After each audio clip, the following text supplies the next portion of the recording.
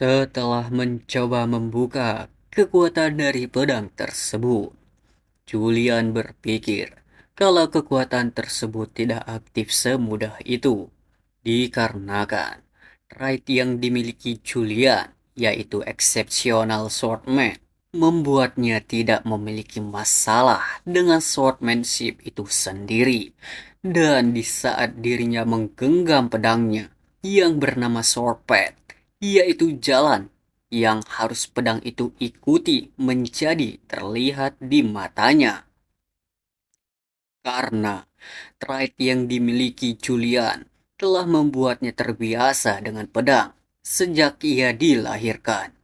Jadi ia harus menapaki jalan seorang swordman. Ia juga bisa menggunakan segala jenis bentuk pedang. Namun, itu semua tidak cukup dikarenakan ada banyak orang di Kaisar yang sama hebatnya dengan Julian. Kalau soal swordmanship ada lusinan, jika bukan ratusan. Soal name karakter, tapi terlihat jelas perbedaan antara mereka dengan Julian. Karena ada jarak yang sangat besar dalam skill penggunaan aura atau mana. Jadi, ini alasannya Julian bisa bertahan dengan cara berpikir yang patologis. Tapi Julian bertanya kepada dirinya sendiri tentang apakah sekarang ia bisa melakukannya. Karena jika mana mengalir secara terbalik, maka organ-organ penting bisa saja hancur seketika. Oleh karena itu, menggunakan mana itu sungguh sangat berbahaya. Tapi, cepat atau lambat, pada akhirnya, ia harus membuktikan dirinya sendiri. Jika konsep mana di dalam game dan di dunia ini sama, karena Shiho telah mengetahui metodenya. Setelah memainkan game itu selama ratusan kali, jadi Shiho harus memindahkan mana yang tersisa di jantungnya menuju mana Merdian, organ mana tubuh. Dari 38 mana Merdian, 6 adalah pembuluh base yang penting. Dan dari keenamnya, pembuluh di kepala adalah esensi mana yang menghubungkan jantung tersebut. Jika dirinya mengaktifkan wilayah tersebut dan pada akhirnya Julian berhasil menggunakan mana, dirinya harus memindahkan mana di tubuh ke tempat lain karena hal tersebut merupakan halangan besar dari dugaan yang ia kira. Namun, Siho berpikir kalau Julian memiliki kemampuan untuk melakukan hal itu. Setelah beberapa usaha, dirinya berhasil mengaktifkan Moonlight Sword meskipun auranya telah terwujud. Tapi itu masih lemah. Melihat hal itu, Julian berpikir bahwa setidaknya bulannya telah terbit di hari pertamanya. Singkat cerita, Julian pergi ke lapangan untuk berlatih skill yang telah ia peroleh. Julian bersiap dan segera menebas kayu tersebut menjadi beberapa bagian. Setelah mengetes skillnya, Julian merasa kalau dirinya berhasil meraih skill level seorang knight. Sekarang, ia hanya perlu melengkapi Moonlight Sword-nya saja. Tapi, pengetahuannya mengenai game tersebut mulai berkurang. Jadi Shiho butuh seseorang yang mengenal betul tentang Julian. Atau orang yang Julian minta saran ketika lagi butuh saran. Namun di sisi lain, pelayan itu memanggil Julian dan memberitahu kalau Julian kedatangan tamu.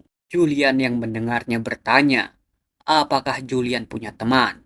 Itu adalah waktu yang tepat dan ternyata tamu yang menghampirinya itu adalah Slot. Julian yang melihatnya terdiam sejenak. Lalu ia memanggil namanya, Slot, yang mendengarnya merasa bangga dikarenakan Julian masih mengingat namanya. Namun, Slot mempertanyakan, apakah itu dikarenakan sikapnya yang kemarin. Julian berpikir tentang bagaimana ia bisa melupakan orang yang terlalu banyak bicara, bahkan di hadapan Julian. Lalu Julian bertanya, apakah dia tidak mengenal takut, ataukah ia memang bodoh? Julian memberitahu kepada Rachelot kalau itu bukan tentang yang semalam. Julian bertanya tentang alasan kedatangan Rajlot kemari. Rajlot memberitahu bahwa ia menerima perintah dari sang komandan untuk memastikan hasil ujian masuk yang diadakan di Akademi Vel kemarin. Julian memberitahu kepada Rajlot bahwa ia melihatnya sendiri tentang hasil tes tersebut. Rajlot yang mendengarnya merasa ragu dikarenakan menerima hasil dari sang penguji dan mengantarnya merupakan bagian dari prosedur. Julian yang mendengarnya merasa kalau itu sedikit tidak efisien. Lalu Julian menyuruh Rajlot untuk melaporkan bahwa tidak ada satupun yang lolos di ujian masuk. Rajlot yang mendengar mengerti dan ia akan memberitahukan kepada komandannya. Julian yang mendengarnya seketika berubah pikiran dan bertanya, apakah benar Anda akan melaporkannya kepada komandan? Rajlot memberitahu kalau itu benar.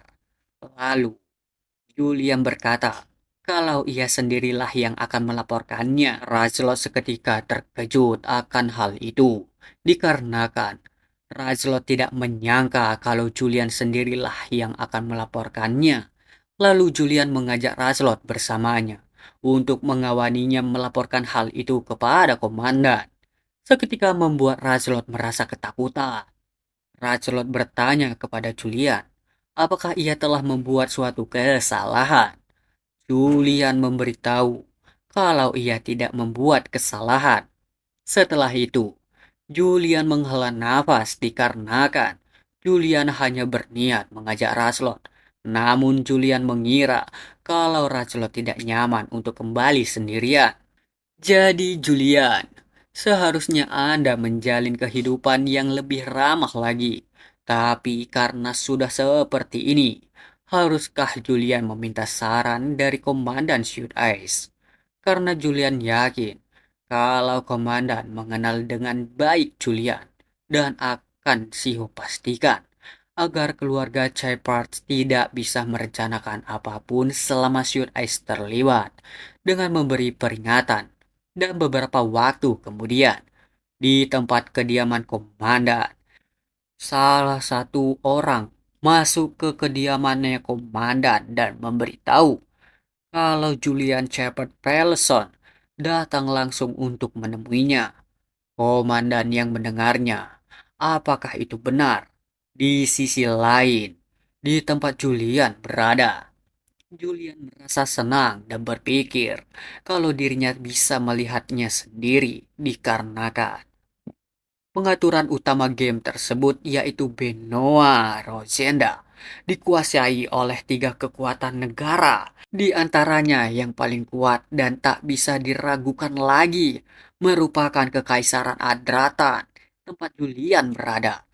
Setelah Demon King berbatos disegel, negara-negara yang sudah hancur digabungkan dengan segera melalui sebuah sistem pemerintahan yang begitu kuat dan membuat sebuah kumpulan negara itu menjadi negara adidaya.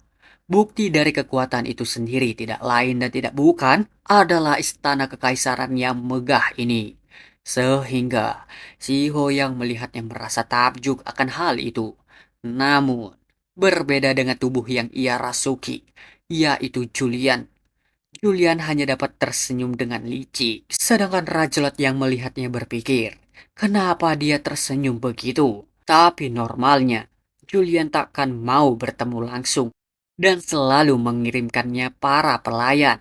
Tapi sekarang, Julian melaporkan secara langsung pada komandan bersama pemula seperti dirinya. Tapi kenapa orang-orang yang melihatnya bertanya, ada apakah ini? Kenapa Julian secara langsung datang kemari? Bukannya dia terluka, tapi kenapa? Dia kelihatan baik-baik saja. Dan apakah kabar soal hilang ingatan itu cuma sekedar rumor tak berdasar? Rajlot yang menyaksikan hal itu merasa panik dan ia berpikir, sekarang kenapa ia tersenyum? Namun aku jadi merasa terhormat. Tapi entah kenapa, ia seperti mau pingsan juga. Sedangkan Julian memberitahu kalau pemandangan istana kekaisaran masih spektakuler seperti biasanya. Karena komandan seharusnya ada di dekat gerbang kedua, yaitu gerbang Gyeonggi. Dan gerbang di hadapan mereka merupakan gerbang pertama yang bernama Gyeongcheon. Gerbang yang terbuka untuk semua orang. Raslot yang mendengarnya berpikir, kenapa Julian berpikir seperti itu? Dikarenakan semua orang sudah tahu akan hal itu. Lalu Raslot mengira kalau Julian ingin menguji dirinya dikarenakan melihat dari ekspresinya yang berlagak seperti itu. Ia berpikir kalau Raslot perlu mengikuti tes lainnya. Kalau dirinya tidak bisa memandunya dengan benar-benar, maka bisa-bisa dirinya akan masuk dalam daftar orang gagal. Sedangkan Julian malah berpikir kalau pemandangan di sini lebih besar daripada di game yang ia mainkan, sehingga membuatnya sampai tidak tahu yang mana bangunan utama. Lalu Julian yang mengetahui kondisi dari Raslot bertanya, ada apa dengan dirimu? Apakah kamu tidak enak badan? Raslot menjelaskan bahwa itu tidak sama sekali karena kesehatan merupakan hal yang penting bagi Shoot Ace. Tidak lama kemudian mereka berdua tiba. Raslot langsung bertanya kepada Julian, apakah dirinya telah lolos? Julian yang mendengarnya terkejut dan bertanya, apa? Lalu Julian menjelaskan kepada Raslot bahwa ini bukan sebuah tes dikarenakan buat apa dirinya menguji Raslot. Mendengar hal itu, seketika Raslot bahagia karena Raslot mengira kalau dirinya telah memenuhi kriteria sebagai anggota Shoot Ace. Setelah itu, Raslot berpamitan pergi untuk meninggalkan Julian sendiri. Julian yang melihatnya berpikir kalau Rajlot merupakan orang aneh. Lalu para penjaga yang melihatnya menyapa Julian dan memberitahu kalau Komandan Orwin telah mempersilahkan ia masuk.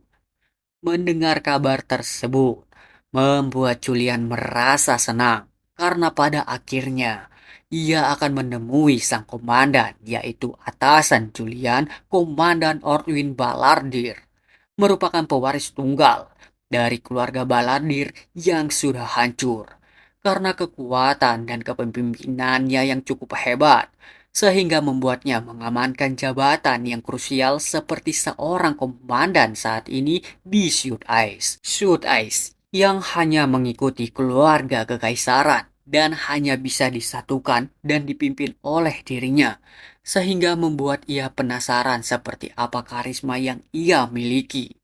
Di saat mereka tiba di depan pintu, Julian memberitahu kepada komandannya kalau ia akan masuk, dan ternyata Komandan Julian merupakan seorang wanita. Sang komandan yang melihatnya menyapa Julian. Lalu sang komandan mendengar kalau Julian terluka. Jadi bagaimana kondisimu sekarang? Julian yang melihatnya merasa terkejut karena Julian tidak menyangka akan hal itu. Kalau sang komandan Ortwit sungguh mungil. Julian mengingat penjelasan kalau ia bertubuh kecil, tapi siapa sangka sekecil ini. Karena ia terlihat seperti gadis kecil daripada seorang wanita. Komandan Ortwit merasa kecil dan berkata, kalau kau mau berkata, dirimu masih kecil seperti biasanya. Julian berpikir. Julian memberitahu kalau itu tidak mungkin seperti itu. Lalu Julian berpikir kalau ini karisma yang ia miliki. Sampai-sampai bisa membaca pikiran Julian. Dan pantas saja dia bisa menduduki jabatan sebagai komandan. Komandan kembali bertanya kepada Julian tentang kondisi lukanya. Dan ia juga menyuruh Julian untuk melapor segera. Julian kembali berpikir kalau komandan bukanlah orang yang bisa dianggap remeh. Karena itu, dirinya sendiri sulit bicara dengan sembarangan. Kalau ia sampai mengacaukannya, bisa-bisa Julian dijadikan tersangka. Bahkan orang seperti Julian juga akan menunjukkan rasa hormat pada komandannya. Karena Sutes selalu dideskripsikan sebagai anjing setia keluarga kekaisaran. Lalu Julian memberi salam dan ia mengucapkan terima kasih atas kekhawatiranmu selama ini dikarenakan luka yang ia alami. Bukanlah sebuah luka yang kecil, namun tidaklah cukup mengalami loyalitas yang ia miliki pada keluarga kekaisaran. Sang komandan yang mendengarnya seketika terdiam sehingga membuat suasana menjadi hening. Julian yang menyaksikan hal itu bertanya dalam hati, apakah ini dunia yang berbeda? Sedangkan komandan berjalan menuju Julian dan berkata, apa kau biasanya memang berbicara seperti itu? Dikarenakan ada sesuatu yang terasa sangat asing.